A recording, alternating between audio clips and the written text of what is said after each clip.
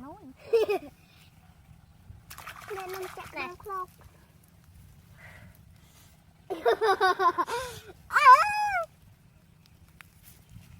chú xí mau xí bể về lìa tiệt con tại lâu chơi đừng mất mình đừng mau chứ tỏ lắm thì mình tao muốn nó tao mới chặt tích đông áp rồi mặt chặt tích đâu mùi mà chặt tích đâu ăn phải mùi chết nó để đó nó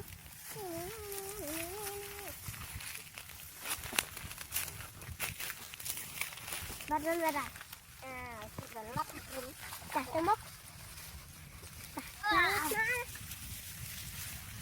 chia tao ra anh sẽ chế đây đây bán điện đây nó mới chặt cái đám sâu đi mặc dây mọc nó mới chặt cái đám sâu chặt đám sâu đó đám sâu lên ớt đấy rồi đấy đen vào cái tha lên trong phát thì mình ngọc đám sâu mai ấy cái tôi lấy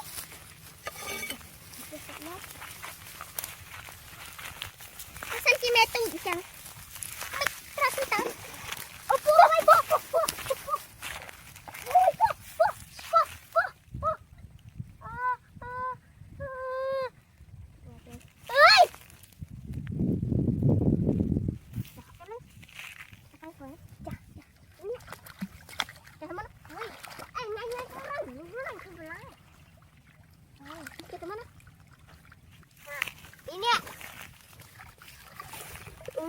liệu gì lạng nào á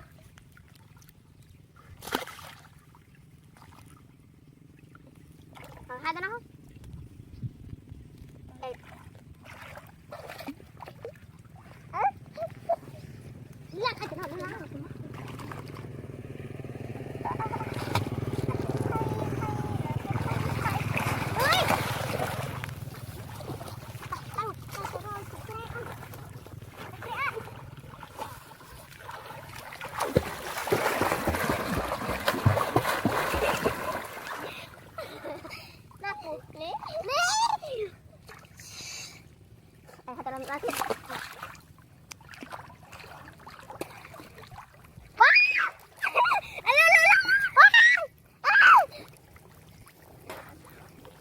mất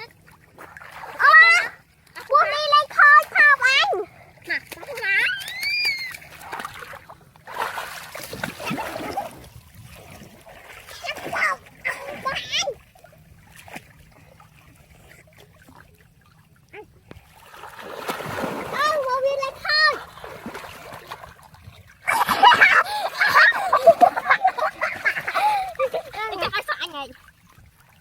tôi không ở đâu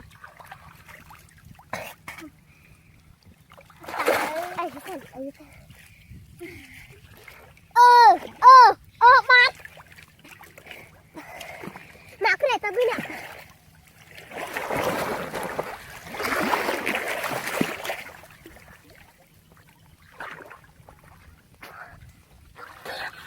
ơi nó ba tù no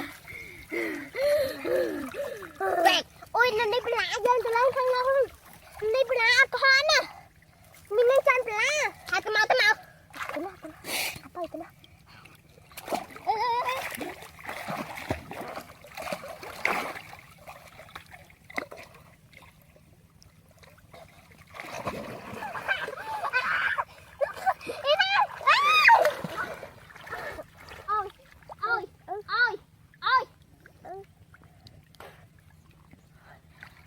ôi cho muốn em buồn đi cho muốn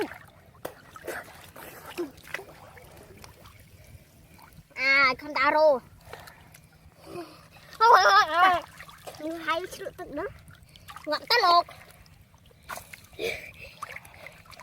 vẹt nghe nó phải tiêu vẹt lên hai tay ra buồn đi ra sang hai tay ngay lấy viên mà cho xí bài ta tới lên nè ôi ta mình đi ta phải lá muối bảo dớt dư gạt trắng cho bọt cho nó bu đi cái thằng cái thằng trăng ngọc mấy cái chẳng là đâu ai biết đá ôi anh nó tụt hai tay con pro nó đá gì cô tụi em cô ê thay bla cái mối thay bla đây đi thay bla chạy ba thay bla là chạy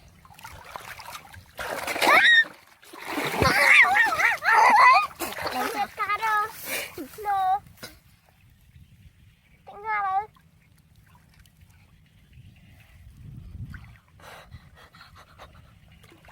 ôi rừng sao ba này nó sạch này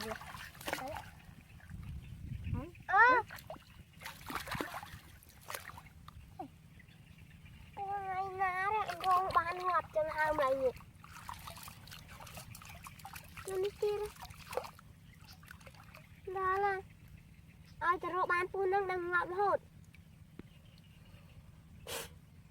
sáng gái nên đã từng đi biết ha đây này các bạn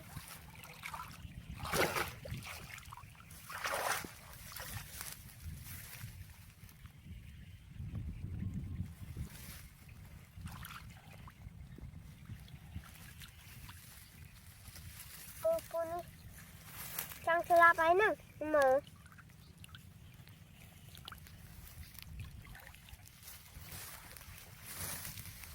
Saya kerja.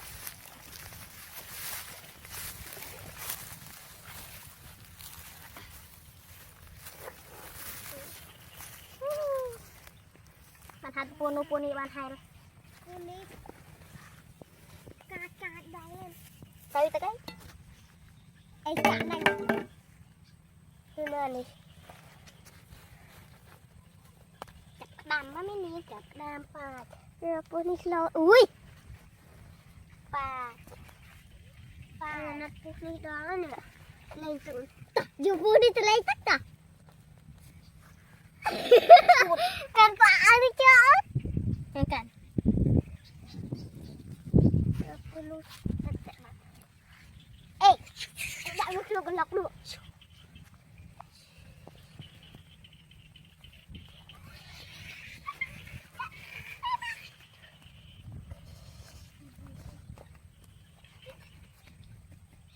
mời thương ngọc bản linh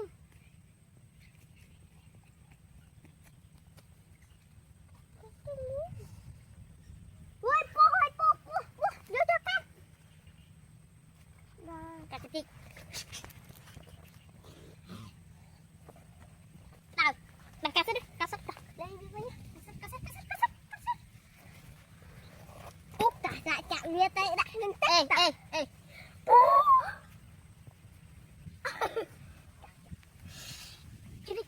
chưa người chẳng thông á lại dồn như hạt cắn ai thì chạm ủa chặt cái máu chặt như ngăn như kia cắn bún giờ bún này đã lên bún này khai thành ngọt cả đá luôn bắt vị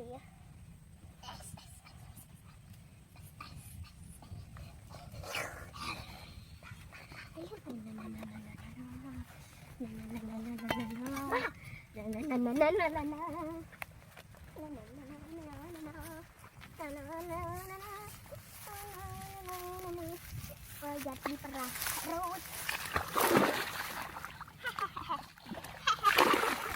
orang mui apa nak ada kan cek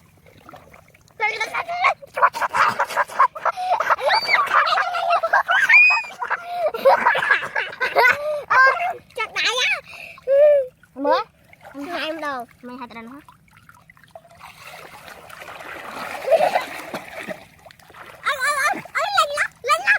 lên cho cái anh về hả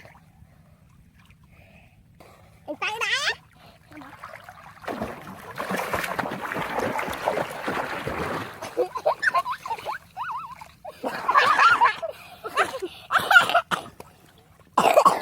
thôi một vi rực hai tắc mũi két ê Mới. Ta. Terus. Ini mới. Ya, em thử nhé. Nhanh nhanh đây anh tay nhìn mới. Vô.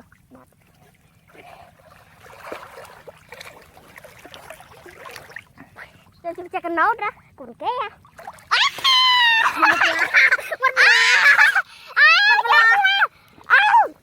Ngay thật chặt nâu. Ôi chặt lá chặt cướp.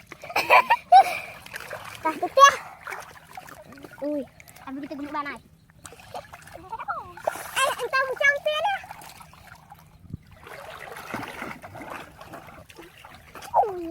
Chiu. Chiu bởi vì ớt quá.